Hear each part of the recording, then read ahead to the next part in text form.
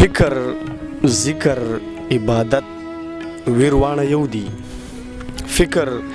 ذکر عبادت ویروانه یو دي. وی په عشق کې مرتبه جدا جدا. السلام علیکم ملګرو، پروګرام د غزلزار او زه یم غازی نادان. په دغه امید باندې، په دغه تمه باندې، په دغه هیله باندې چې ټول به جوړ خوشحاله به یئ او د ژوند په خوږ شوبو کې به یئ. قدرمنو، څنګه چې تاسو ته پته ده چې د دغه پروګرام مقصد هغه پټي، هغه ورکي ملغلرې او هغه پټ لالونه چې د ولس نه ورک دي او په ایرو کې دي، هغه ستاسو مخې ته را څرګنده کول، هغه تاسو ته راښکاره کول د دې پروګرام لوی مقصد دی. په دغه لړ کې نن موږ د عبید طلحه صاحب خواله راغلي یو او عبید طلحه صاحب له په دغه لړ کې راغلي یو د شغالۍ پایان علاقه ده او دلته زمونږ د خوږ ملګری عبید طلحه صاحب ژوند کوي. عبید طلحه صاحب د پښتو ژبې دپاره کار کوي، لګیا دی، ښه شعر هم لیکي، ورسره په تنقیدي اجلاسونو کې د دې هم ډېر ښکلی کردار دی، ډېر ښکلی تنقید هم کوي په دغه. او د عبید طلحه صاحب تنقید زما ډېر خوښیږي هم. د ښه شعر لیکلو سره یو ډېر خوږ انسان هم دی او د دغه خاورې د دغه پښتو ادب سره مینه کوونکی انسان ښاغلی عبید طلحه صاحب لراغلی. نن به د دې سره خبرې کوو، د دې ژوند به پوښتو او ورسره به د دې نه شعرونه هم اورو. د ټول نه مخکې خو عبید طلحه صاحب تاسو ته په غزلزار خپرونه کې هرکلی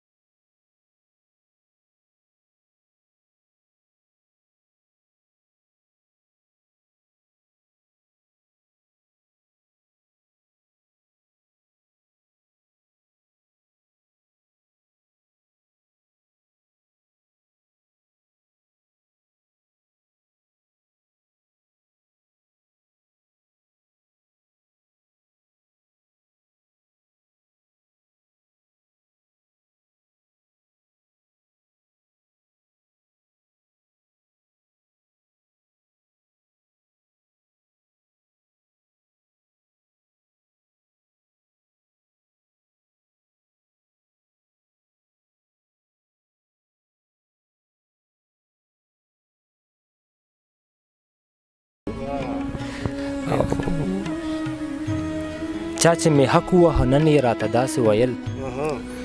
چا چې مې حق ووهه نن یې راته داسې ویل څه دي بچیه ویه ستا دپاره دلته ناست یم ډېره زیاته مننه غزل طرف ته راځم چې ته مه راځه مننه کوم ستا ضرورت نشته ته مه راځه مننه کوم ستا ضرورت نشته زما په سیمه اوس د کربلا ضرورت نشته او ما ځان سره نوکر کا ما کې دا یوه فایده ده ما کې دا یوه فایده ده دیدن چې میلاویږي د تنها ضرورت نشته مهرباني جي ما ځان سره نوکر کا ما کې دا یوه فایده ده دیدن چې میلاویږي د تنها ضرورت نشته او وړوکې آینه والو دته یې مخامخ کا وړوکې آینه والو دته یې مخامخ کا که دغه کس یری نو د بلا ضرورت نشته مهرباني جي او د تن امان مې غواړمه خو ستا خو ګزاره کېږي د تن امان مې غواړمه خو ستا خو ګزاره کېږي حاکمه مړه تا ته خو د غلا ضرورت نشته مهرباني جي او منمه ته خوشحالې دغه ستا بنیادي حق دی منمه ته خوشحالې دغه ستا بنیادي حق دی خو مړه جنازو کې د خندا ضرورت نشته او مقته ده چې پیر صاحب ته په خپله څه په داسې حال یې تا ته پیر صاحب ته په خپله څه په داسې حال یې تا ته د نیکۍ ضرورت شته دی د ګناه ضرورت نشته ډېره زیاته مننه جي عبید الله صاحب که یو څو شعره چې هغه ستاسو په خپله هم خوښي په شمار یو څو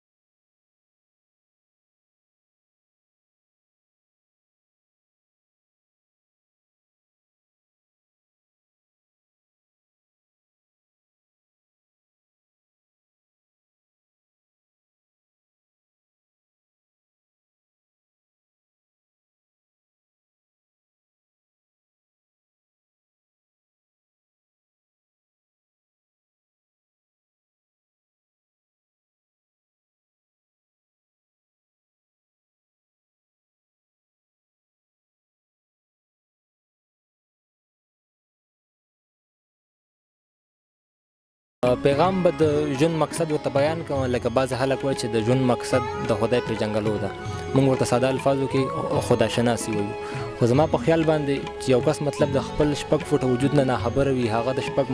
ځمکو د شپږ اسمانونو مالک ته کله هم نشي رسېدلی نو زما په خیال باندې دغه د خداشناسي لومړنی سټپ خودشناسي ده خپل ځان پیژندل دي خپل ځان کې چې کم ټیلنټ دی هغه پیژندل دي د پښتنو وروڼو ته دا خواست کوم چې مطلب تاسو کې کم ټیلنټ دی کم فن در کې موجود دی لکه هر انسان کې یو فن وي کل فن رجال هر انسان یو فن دی نو پکار ده چې هر انسان خپل ځان باندې خواري وکړي خپل ځان کې چې کوم ټیلنټ دی هغې نه خبر شي او هغه معاشرې سره شریک کړي نو زه یم چې مطلب پښتونخوا به ډېره ترقي وکړي ستاسو ډېره زیاته مننه د خبرو د شعرونو موږ له د وخت راکول ډېره زیاته مننه کور مو ودان ګرانو کتونکو دا و زموږ د شغالۍ د سیمې ډېر خوږ ملګری ښاغلی عبید الله صاحب تاسو واورېدو د هغې شعرونه د هغې ادبي هلې ځلې یقینا چې تاسو به د دغې نه خوند اخیستی او په اخره کې په هر ځای کې چې یئ د خپل مور او پلار او د خپل چاپېرچل ډېر زیات خیال ساتئ زموږ ملګری عبید الله او زموږ کیمرامین حضرت علي ظهیر او خپل غازي نادان په دعا کې یاد ساتئ